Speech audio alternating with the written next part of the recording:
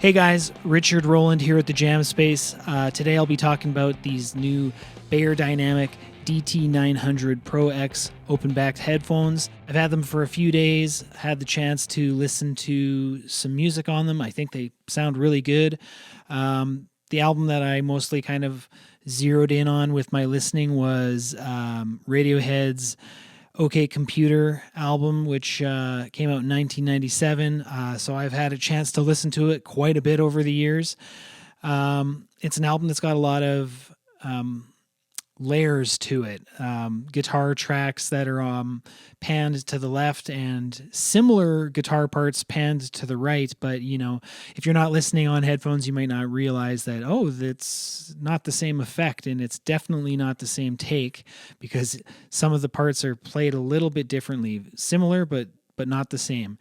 And yeah, there's a lot of details in the album. So I felt like the Beyerdynamics, they sound really good. I mean, I think everything kind of sounds good to me when I'm listening on headphones because I've kind of gotten in the habit of just using my earbuds, my Bluetooth MPOW 30s or whatever these are called. So it's kind of a step up when you actually are wired in, not doing it through Bluetooth. So, I mean, there's that going for them, but I think they're good on their own. I compared them to some other hardwired headphones that I have.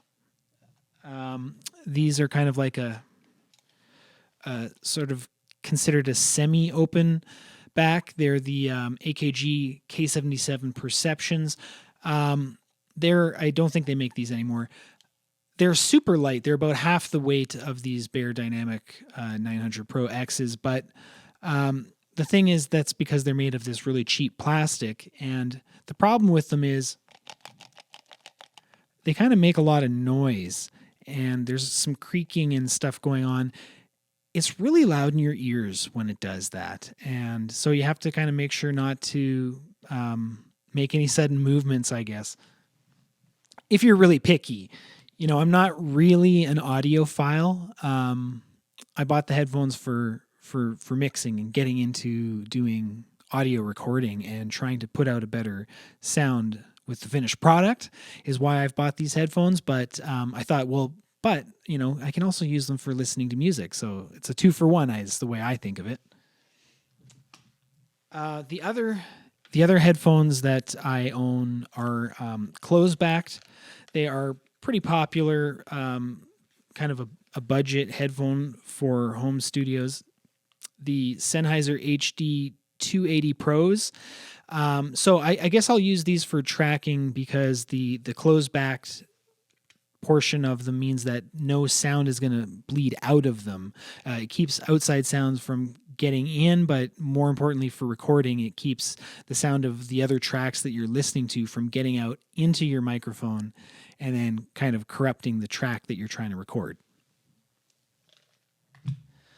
And, you know, I listened to OK Computer on the AKGs and on the Sennheiser and on the Beyerdynamics. And, you know, like I say, I don't have all the proper terminology that you go to the headphone users subreddit.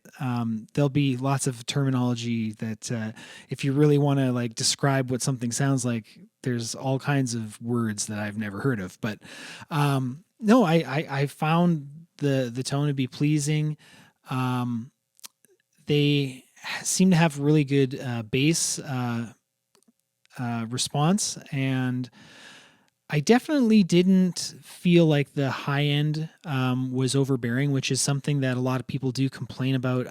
The lower end and even the higher end Beyerdynamic headphones. I don't own any other. I've never owned any other model of Beyerdynamic, so I can't really say that that's true about those other makes, but it's not an issue with these ones. So not for my ears. Again, your mileage may vary, but I'm not a person. I don't like shrill sounds. I don't like piercing high end. I don't think there's a lot of people who do, but if it was an issue, I would definitely be talking about it. I would probably only talk about that. So these headphones are really comfortable. This soft velour pad, there's lots of room for my ears inside. It's got a really like deep kind of pocket, I guess, for your ears.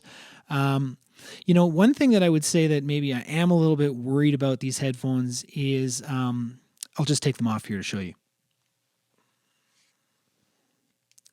So the on both sides here, it's a really I've just worried that this wire could get snagged on something, and it's not like very big, so I worry that it could get yanked and damaged, maybe potentially. Um, this is a mini XLR cable here. It's detachable. They give you, I think, one that's 3 feet and one that's like 6 feet long. So that's kind of nice. If something does happen to this, you can replace it, but up here, not so much. Anyways, I'll put them back on. So I'll continue to be using these headphones, and maybe I'll do an update after I've had some more time to process and mix, and maybe even do some mastering. That's kind of what they say that these headphones are for, really.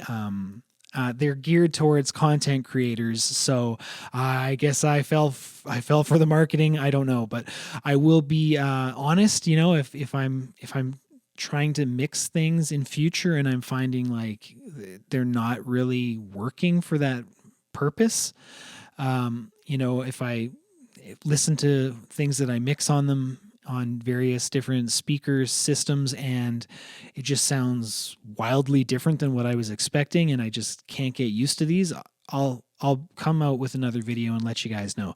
Anyways, I should have introduced myself off the top a little bit better, but my name is Richard. I am coming to you here from the Jam Space, which is a former concert venue. We're turning it into a YouTube artist studio here. I'm going to be doing hopefully lots of interesting stuff with music and recording on my iPad.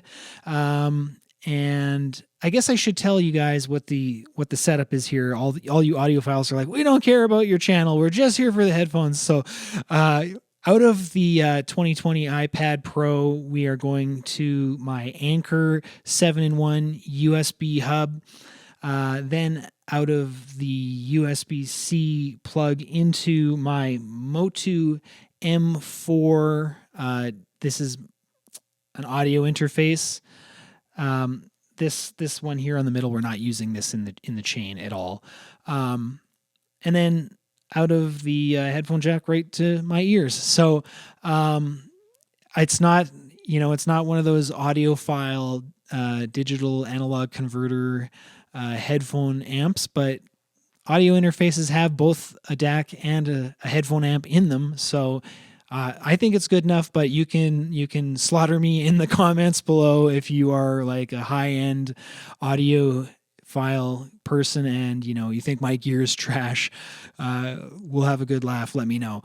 But anyways, yes, I will be doing live music videos here, hopefully of myself and other people that I know that want to come down and throw down some live tracks. We'll record them, make a video, put it up.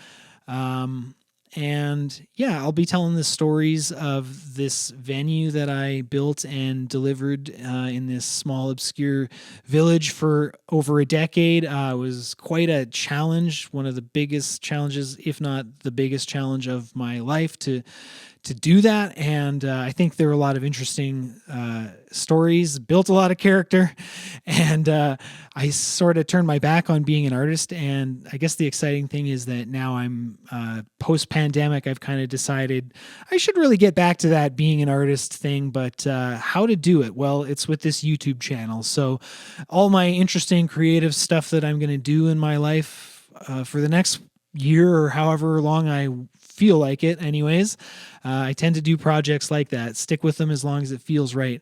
I'm going to be doing it through this YouTube channel. We do want to share our creations with people that will appreciate them, and I've come to believe that YouTube's a good place for that. So anyways, I will do other gear reviews and things like that, impressions of things that I've tried. So if any of those reasons sound interesting to you, please go ahead and give me a subscribe, comment, like, whatever, all that stuff. But hope to see you again in another video. Thanks very much for stopping by at the Jam Space. Richard Rowland here. We'll see you next time.